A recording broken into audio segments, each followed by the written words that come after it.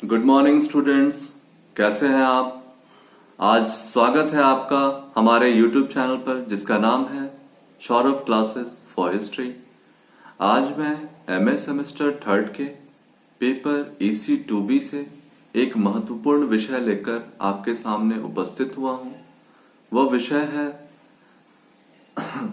Local administration of Vijayanagar, यानी विजयनगर की स्थानीय प्रशासन व्यवस्था।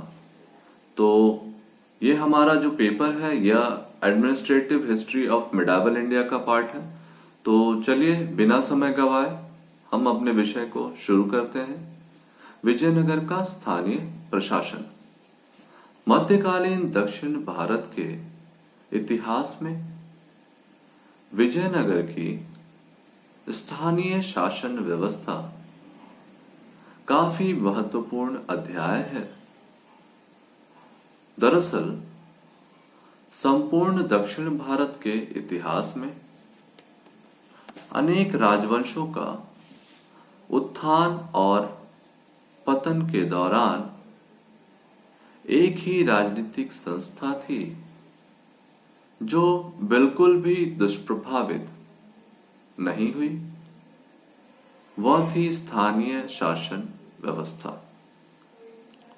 चोल चालुक्य युग की शासन व्यवस्था के संदर्भ में सभा तथा नाडु का उल्लेख पाते हैं, जो विजयनगर काल में भी प्रचलित रही।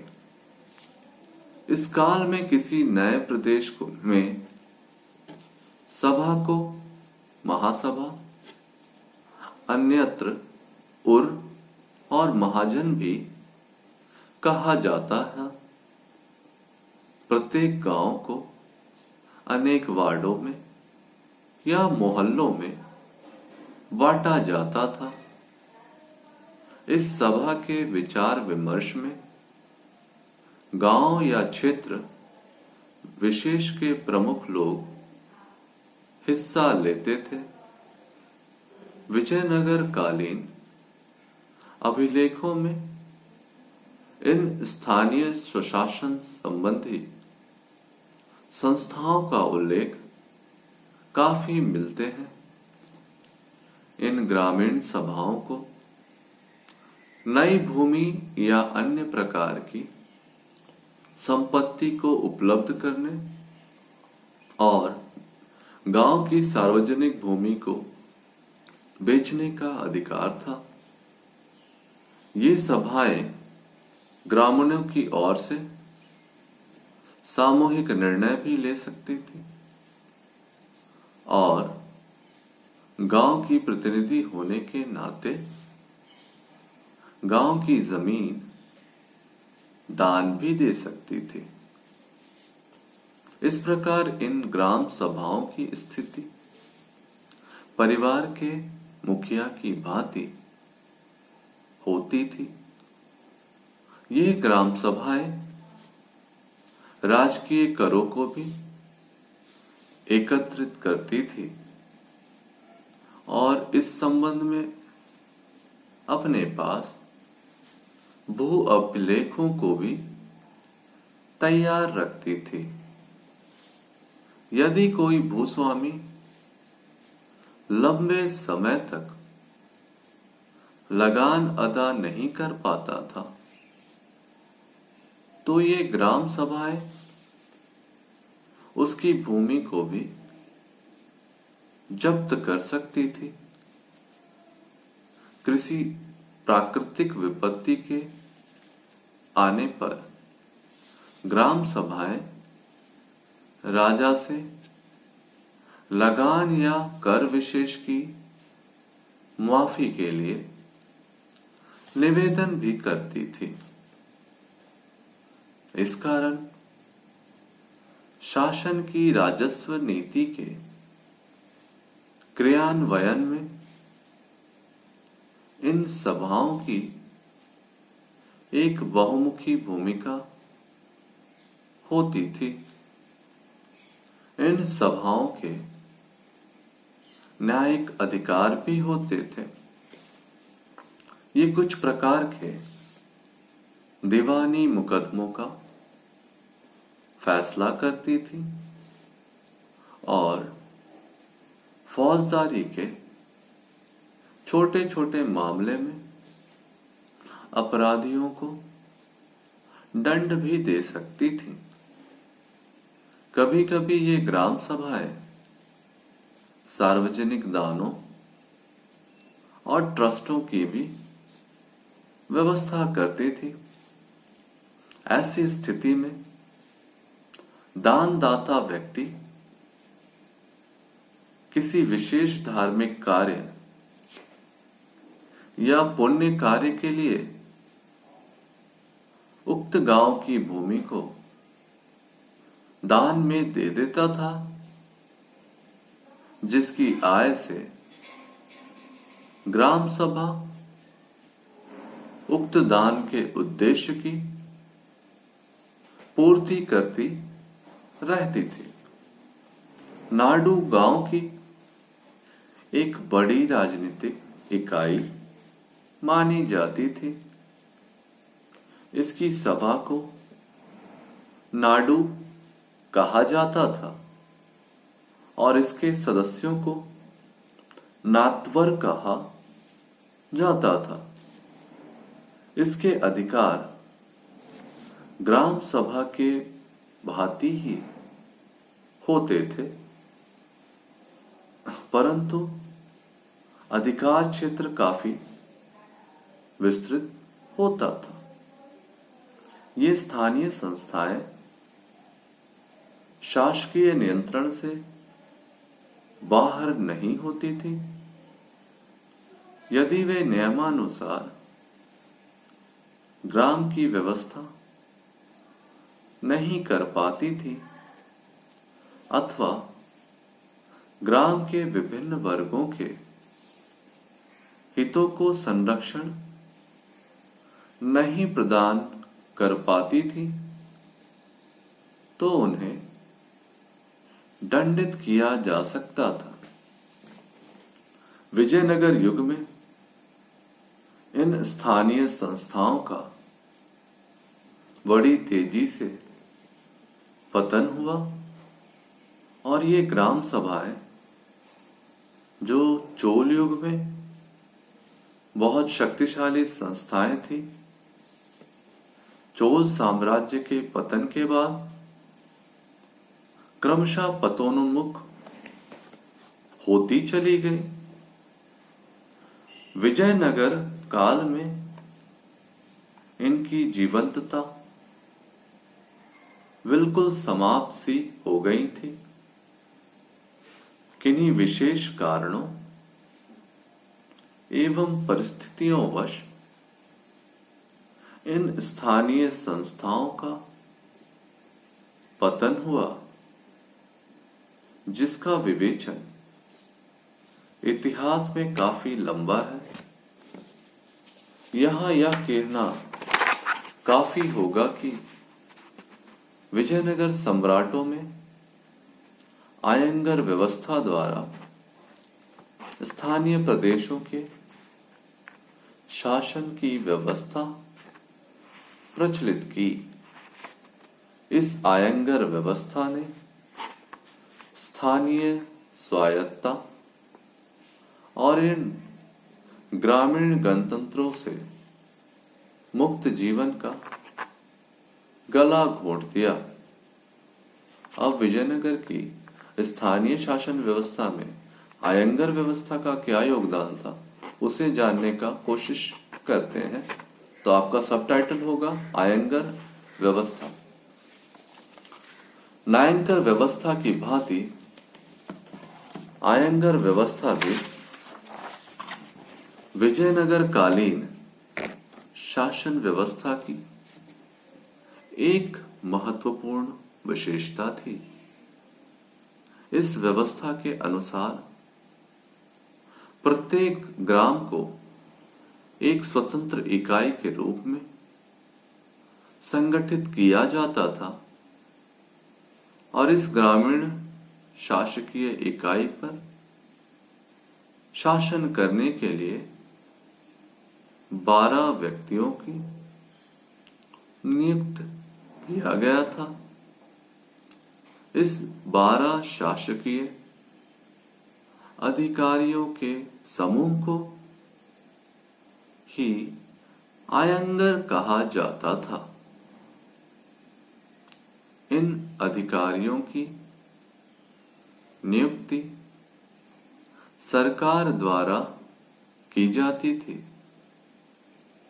अभिलेखों में इन आयंगरों की नियुक्ति एवं इनके अधिकारों व कर्तव्यों का अनेक स्थानों पर उल्लेख मिलते हैं।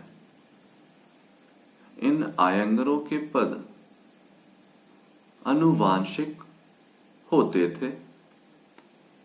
आयंगर अपने पदों को बेच या गिरवी भी रख सकते थे। इन्हें वेतन के बदले लगान और कर मुक्त भूमि भी प्रदान की जाती थी। आयंगरों के काफी कठिन उत्तरदायित्व होते थे। अपने अधिकार क्षेत्र में शांति और सुरक्षा बनाए रखना उसका सर्वप्रमुख उत्तरदायित्व था। इन ग्रामीण अधिकारियों की बिना जानकारी के न तो कोई संपत्ति को स्थानांतरित किया जा सकता था और ना ही दान दिया जा सकता था।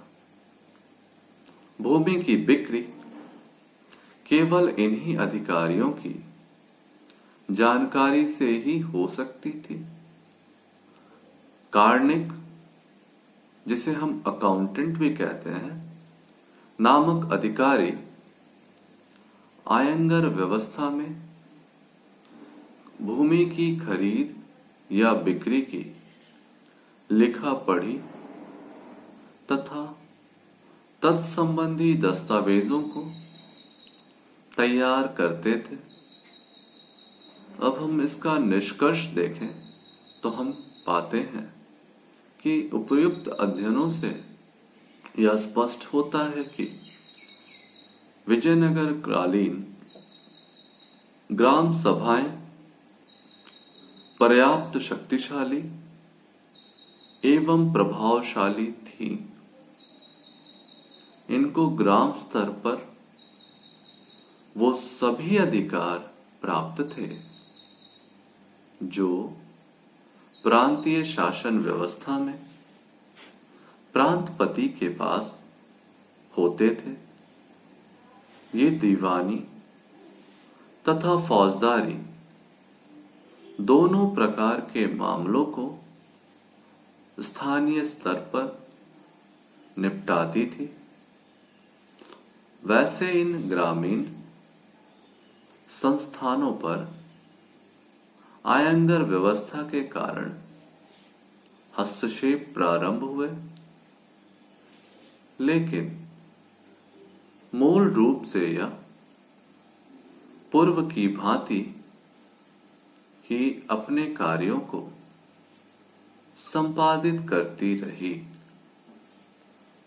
जिस प्रकार प्रांतीय शासन व्यवस्था में न्यायंकर व्यवस्था का प्रभाव कायम हो गया था, उसी प्रकार स्थानीय शासन व्यवस्था में आयंगर व्यवस्था ने स्थानीय शासन को प्रभावित किया।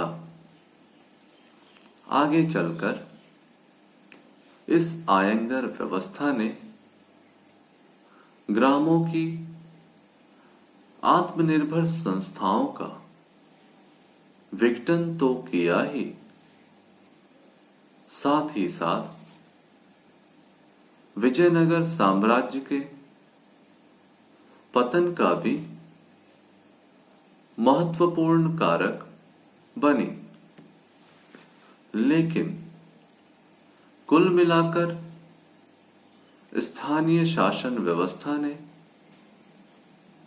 प्राचीन कालीन ग्रामीण शासन व्यवस्था के स्वरूप को बनाए रखा और अपने उत्तरदायित्वों का निर्वाह पूरी ईमानदारी से किया।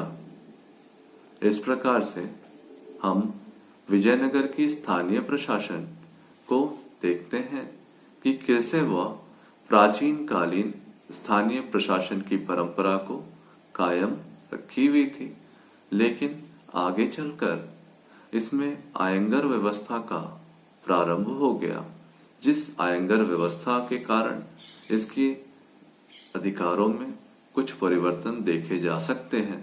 लेकिन इन्होंने प्राचीन व्यवस्था के साथ समन्वय स्थापित कर अपनी इस गतिविधि को अर्थात ग्रामीण प्रशासनिक व्यवस्था को सुचारू रूप से कायम रखा और इसी के परिणाम स्वरूप दक्षिण भारत के विजयनगर का शासन एक शक्तिशाली शासन के रूप में दिखाई देता है।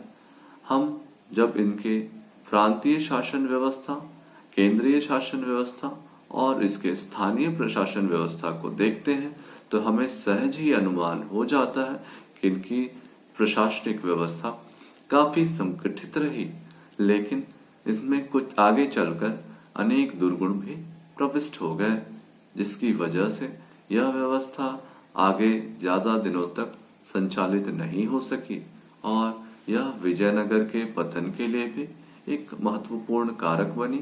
लेकिन हम अगर समग्र रूप से सूक्ष्म विश्लेषण करें तो हम पाते हैं कि यह व्यवस्था काफी अच्छी, संगठित और सुदृढ़ थी, जिसके कारण इसने काफी लंबे समय तक वहां शासन कायम रखा। तो हम अपनी क्लास को आज यहीं विराम लगाएंगे। हम उम्मीद करते हैं कि आपको हमारे सारे विषय समझ में आ रहे होंगे। आप हमें अपने फीडबैक दे सकते हैं और साथ ही अगर आपके कोई सवाल हो जो आप कुछ समझ में ना आया हो तो हमें अपने कमेंट सेक्शन में लिखकर भेज सकते हैं। हम आपके प्रश्नों का उत्तर अवश्य देंगे। तो आज के लिए हम बस इतने पे ही। हम कल फिर मिलेंगे एक नई क्लास के साथ, एक नए विषय के साथ। तब तक के लिए हम धन्यवाद चाहते हैं। ठीक है।